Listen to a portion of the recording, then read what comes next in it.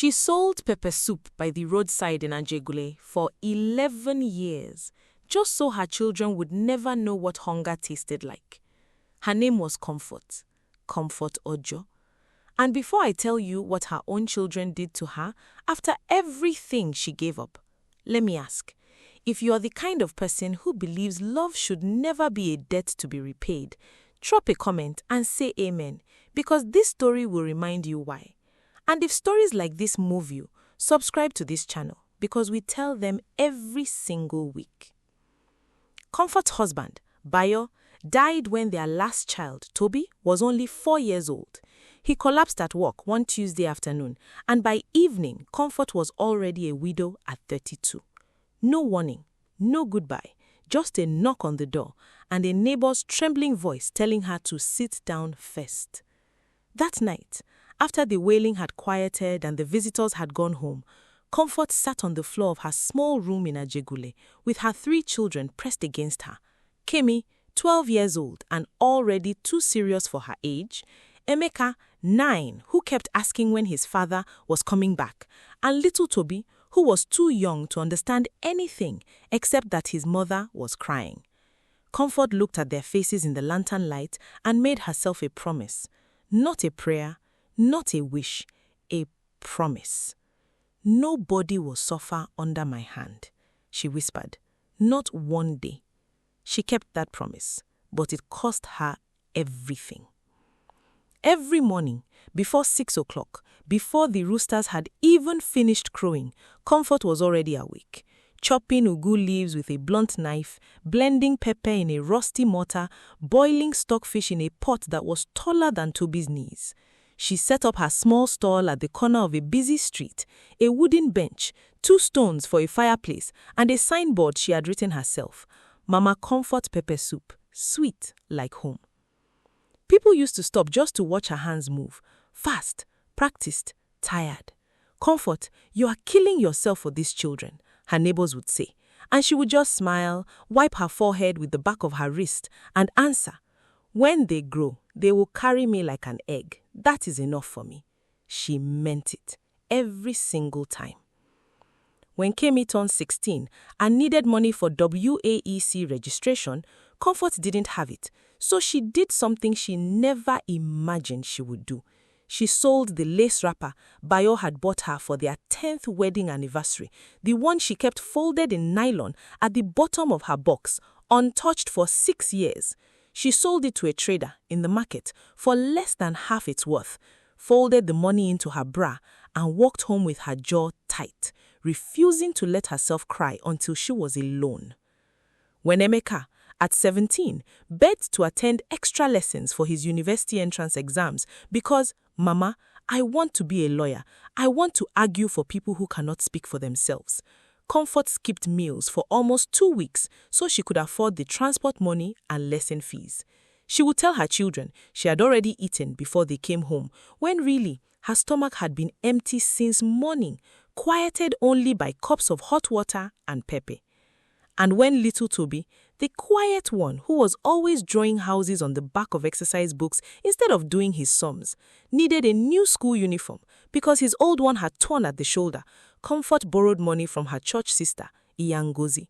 She paid it back slowly, plate by plate, bowl by bowl for 6 whole months, refusing to touch the money meant for her children's needs, even to settle her own debt. Years rolled by like that, slow, hard, invisible years that nobody claps for. And then one by one, the harvest came. Kimi became an accountant, working in a glass building on Victoria Island, wearing blazers that cost more than Comfort's monthly earnings. Emeka became a lawyer, sharp-suited, quick-tongued, exactly as Comfort had predicted the day he first learned to argue with her about bedtime. And Toby, the quiet, gentle Toby, who used to fall asleep in her lap while she counted coins under lantern light, became an architect, designing real buildings now, his sketches turned into steel and glass across Lagos. Comfort's stall had grown too, slowly, alongside them. It wasn't just 2 stones and a bench anymore. She had 2 women working under her, plastic chairs for customers, and a small standing fan that actually worked, a luxury she once only dreamed of.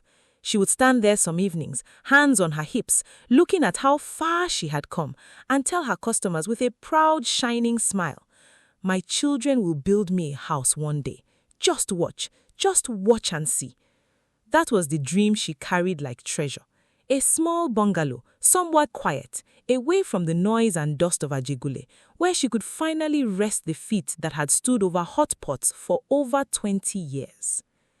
Then 3 years ago, everything Comfort had built her hope on began to crack. Her landlord gave her 1 month notice. The building was being sold to a developer, and everyone had to leave. Comfort wasn't panicking. Not at first. She had 3 grown, successful children now. Surely, this was nothing. She called them one by one, her voice calm, almost proud, because for once, she was the one asking for help after a lifetime of giving it. "I need somewhere to stay," she told Kemi first, "just for a while, until we sort something out." There was a pause. On the line, longer than Comfort expected.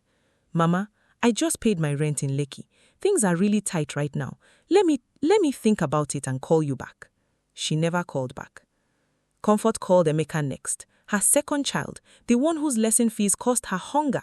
"Mama, I'm lowering my voice because my wife isn't really comfortable with outside family staying with us right now. We just moved into the new flat in Magudo. Maybe when things settle." Things never settled. Last, she called Toby. Quiet, gentle Toby, the boy who used to fall asleep in her lap while she counted coins under lantern light. "Mama, I'm traveling for a work project. I'll check back on this, okay? I promise." Nobody checked back. Not one of them. If this part of the story is touching something in you, please hit that like button right now. It truly helps this story reach someone who needs to hear it today. Comfort ended up moving in with Yangozi, the same woman she once owed money to for Toby's school uniform, squeezing into a single-room apartment in Ajegunle with her few belongings folded into 2 old traveling bags. She still walked before 6 every morning, still walked to her stall, still stirred her pots and smiled at her customers, but something behind her eyes had gone quiet, like a lantern slowly running out of oil. She stopped talking about the bungalow. She stopped saying "just watch and see." Some evenings, after closing the stall, she would simply sit on a plastic chair in the darkening street, staring at nothing, her hands folded on her lap, too tired even to cry. One evening, a young man who had been eating at her stall for almost a year, a soft-spoken customer named Daniel, noticed her sitting alone like that after closing. He hesitated, then walked over and sat beside her. "Mama, are you okay?" he asked gently. And that night, for the first time in 3 years, Comfort told someone everything. Not to complain, she said, wiping her eyes with the edge of her wrapper, but because her chest had grown too heavy to carry alone. Daniel didn't say much that night. He just listened, the way people rarely do anymore.